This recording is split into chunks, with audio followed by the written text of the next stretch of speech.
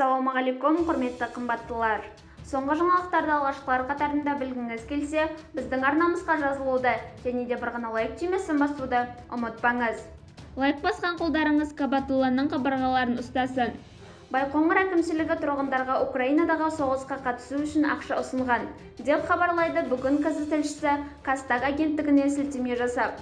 Байқоңыр әкімшілігі басшысының 2023 жылғы 7 ақпандағы номер 46 қаулысына сәйкес Байқоңыр қаласындағы мобилизацияланған азаматтарға арнайы әскери операцияға қатысуға ниет білдірген және келісімшарт негізінде әскери қызметін өтегісі келетін адамдарға әлеуметтік қолдау шарасы ретінде 260 мың рубль мөлшерінде бір жолға ақшалай төлем белгіленді, делінген қала прокуратурасының хабарламасында.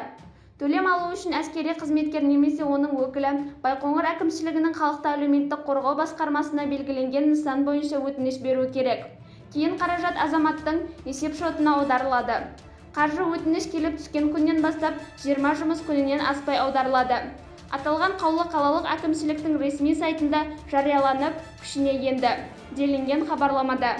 Бізді бақылауды жалғастырыңыз, және де бір ғана лайк түймесін басуды ұмытпаңыз.